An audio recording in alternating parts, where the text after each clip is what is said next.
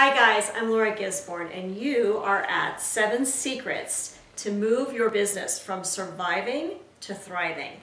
I was compelled to create this video series for you because although my business is booming this year, I'm hearing from a lot of my friends that they're still in survival mode. And they keep asking me, Laura, how are you doing it? How come things are taking off for you when I'm still struggling? And I said, I started thinking about it. I thought, what can I share? How can I serve you? How can I give you some really clear distinctions that will help you move with ease and grace out of survival into thriving? I wish thrival was a word, but it's not. So I want to share these with you. These are the things that helped me as a business person. For those of you that don't know me, I've been an entrepreneur for more than 20 years. I've had 9 different businesses in a lot of different arenas. I've had restaurants, I've had a tanning salon, I've had a real estate investing firm, a real estate brokerage. I currently own a winery and several retail stores. So life is good here, but it didn't happen overnight and it didn't happen in a vacuum.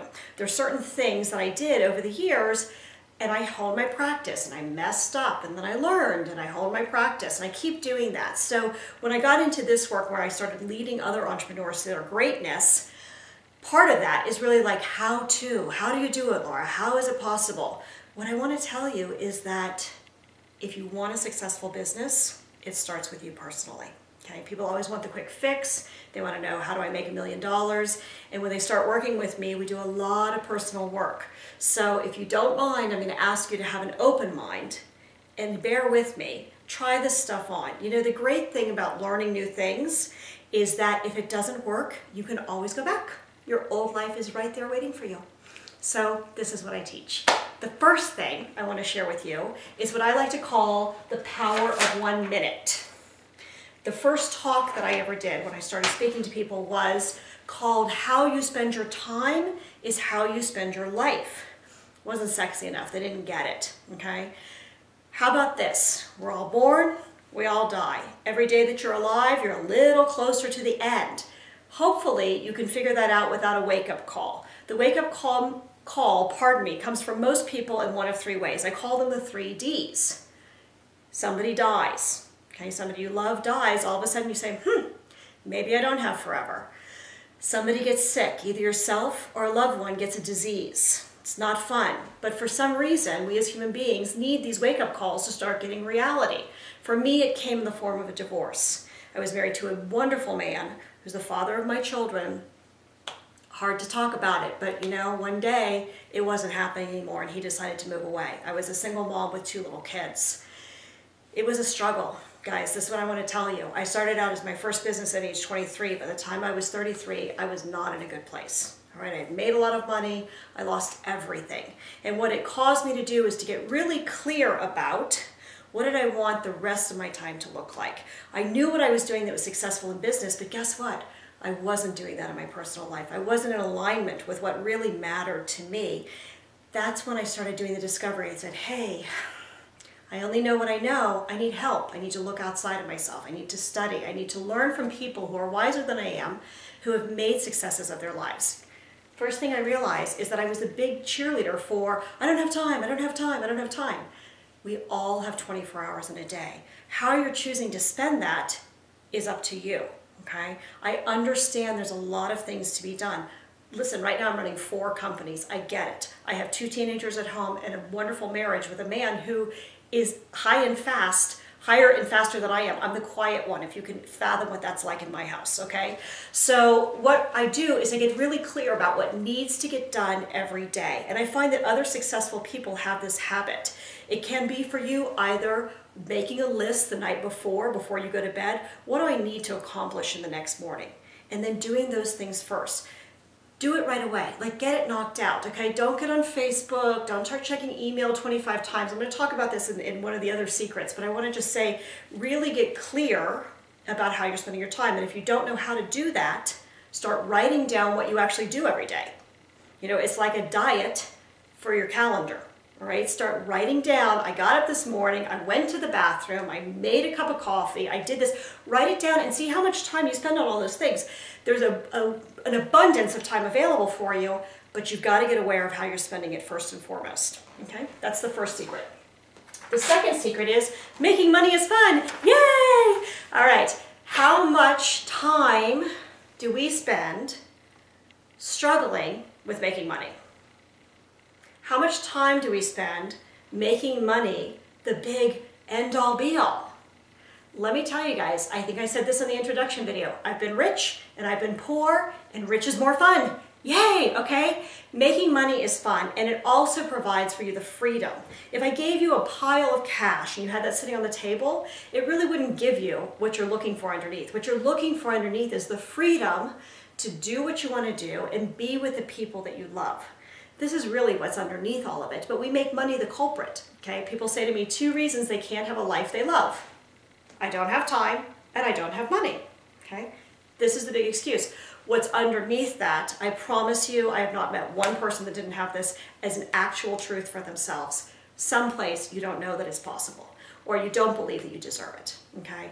That's the work that I do in Powered with Passion. That's the work that I do with entrepreneurs, is really helping you get to the heart of the matter so that you can let go of that piece and get into practice with what actually works. Some really practical tips I've thought of for you as a business person. Around money, the way that you are related to money in your personal life is the way you're going to be related to money in your business. Sorry to break the news to you. It's just how it goes, all right? So if you can get clear about your habits around money, okay, this is the big part that, again, not so exciting. We don't want to know. We don't want to know that we're supposed to pay ourselves first. We don't want to know that we're supposed to put away 10%. So what I suggest is little habits like doing automatic investment programs. All right, if I had to go to the bank and write myself a 10% of my paycheck and put it in the bank, I would not do it. I know what my paycheck is. I have it automatically debited out of my checking account every month. You need to have these practices in place for yourself as a business person as well. When you pay yourself and you pull some of that money aside, it's not going away. It's going into your account somewhere else. If you need it, it's still there, okay? Just try it. But what it does is it creates something very different for you. The other big problem I see with people in business is their head is in the sand. I was going to call it the ostrich syndrome. Is that what an ostrich puts their head in the sand? I'm asking the people that are videotaping. Yeah, but they don't really. It's an illusion. Oh, it's an illusion. They do it okay. to protect their eggs. My brilliant, amazing friend Elaine is sharing this. Okay, I won't call it the ostrich situation, but what I feel like is your head is in the sand and you don't know where your money is. I remember reading Donald Trump's book about how to live like a billionaire, how to feel like a billionaire. I don't remember what it is. But really, it was so cute because he said no matter how many businesses he has and how big he is, he still signs his own checks. Guess what? I sign my own checks. I have a CPA, I have a bookkeeper, I have an assistant. I'm very blessed with some of the help that I have in the world. But I handle the money piece. It's important to me. You'll find that some of the people who are the most wealthy are really like the most tight too. You know what I mean? They're watching their pennies. They're paying attention. Money is a form of energy, and you need to value that. If you buy something, and you say, oh, it's just $28 and put it on a credit card, that $28 can become $200 if you let it sit there for 10 years, all right? So start valuing where you're spending your money in your business and where you're spending your money personally, all right? And if you need some help with that, there's a lot of tools. Anybody who's watching this video that has not read Napoleon Hill's book, Think and Grow Rich, if you need a copy, please send me an email, laura@lauragisborne.com. There's an E on the end of my name. Send me an email, I will send you a free copy. All right, I have it in a PDF form. Think and Grow Rich is a brilliant book. I'm not here to give you a commercial for that, but it's one of those things that, again, it starts with your thinking and it translates into your actions, right? There's lots of tools that you can use to be more financially responsible on a day-to-day basis in your business. It's really important that you start paying attention. This is one of the big secrets, one of the big keys, right? Oops, switch for the camera. The third is, what are your systems? This is a good segue, pardon me, for how you're spending your time, how you're spending your money. People want to reject systems. They want to reject structures. For some reason, if I have my whole life systemized and structured, I'm going to feel regimented. I'm not going to get anything. I'm not going to be freely expressed. I'm not going to get things done. What happens is that everybody has a structure. You're just, again, not aware of how you're spending your time. Okay, so if you get up in the morning, and if you're like most human beings, you go pee, and then you find a way to feed yourself. Most people have some kind of system and structure in their daily business, their lives. In their businesses, if you're an entrepreneur, you open the front door, you turn on the computer, you check your email, you check your phone messages. These things are happening every day. What's really important for you to move to the next level, to get out of survival mode and move into thriving mode, is to get very clear about which of those systems are in place that most serve your highest and best use. Are you an amazing creative person? I love the design side of business. I do not love administration in business. This is not a great use of my energy. Okay, I'm much better at creative thinking. So I delegate somebody to turn on the computer, answer the telephone, and do those things because those things are better served by a person who has that type of mindset. Okay, take a good look at what the systems are in your business, and I want to give you a couple of examples to think about. My first job was at McDonald's when I was 16 years old. The bastion of great systems. All right, you can go into a McDonald's in London, England, you can go into a McDonald's in Paris, France, you can go into a McDonald's in New York City, and you're getting the same burger. The outside might be a little different, the building that it's in might be a little different, but basically you're getting the same results. That's a brilliant systemized example for you. All right, if you don't systemize your business, you will always be there. Right? So for anybody who's listening to this, I would highly recommend that you start working on your business if you want to get out of working in your business. I've made a lot of money selling businesses. I like to create them, I like to design them, I like to systemize them, and then I'm bored and I want to move on. All right? And if I want some cash, I just sell them. Okay, I go on to the next creative adventure for me. So what I'd like to say for you is look clearly at how you're systemizing your business. If you need some help, reach out for it. That's what we do here. All right, we're here to help you with the distinctions of how you can turn your business into a system so that it's marketable and you're free to do other things. All right, the fourth distinction I'd like to share with you is that it's all about relationships. What do I mean by that? There's different types of relationships that you have in business. You know, you have your relationships in your personal life, and they're very important. But what you have in business is a lot of different layers. You have the team that works for you and with you. You have your clients, and you have the relationship with yourself, which sounds, again, a little funky to people when I talk about this. But if you don't get clear about how you value yourself, value your time, value your worth financially, that's a relationship that needs some attention. Okay, and I would highly recommend, again, taking a peek at it from a different perspective and trying it on. You know, just try it on. Take a good look in the mirror and see, are you really honoring and valuing what you said you wanted when you started this business? Why did you go into business for yourself if you're an entrepreneur? What was the purpose? What were you hoping to achieve? And is that actually happening? If it's not, it doesn't happen in a void. There's all kinds of tools and techniques that are going on every day that you're either conscious of or you're unconscious of. It's really up to you, all right?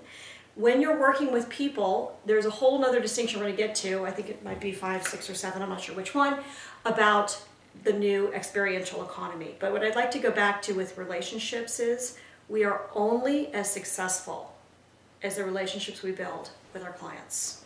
We are only as successful as the relationships we build with our team members. I am not free to go do other things if I'm not fully supported in the business that needs to be taken care of at hand. So pay attention to those relationships. Ask yourself that question. Am I really as related as I'd like to be to my employees? I'm not saying don't have boundaries. I'm saying really get clear and present to what they provide for you and thank God for them, okay? Because without them, you wouldn't be here. And if you don't know how to have employees, and if you're a person who has a breakdown around that, start looking in the mirror and asking why. Why won't you allow yourself to be supported? Is it because you don't have enough money? Or are you using money as an excuse to not learn how to delegate? A little more to it. All right, these are the first 4 secrets that I'd like to share with you and get you interested in taking a look at in your business. We'll have more discussion in the second video, but before we go, I'd like to tell you about a great opportunity. I told you this is not a sales video, and it honestly isn't. We are taking a cruise to Greece, and if you look down below this video, you'll see it on the page. The website is Celebrate Abundance Cruise. I have 2 events that I do per year. One is Powered with Passion. It's a 3-day retreat that you can come and hang out with me and work on yourself and work on your business. The Celebrate Abundance Cruise is an event that I put together as a way to give back. You know, the best way I know to celebrate abundance is to make a contribution.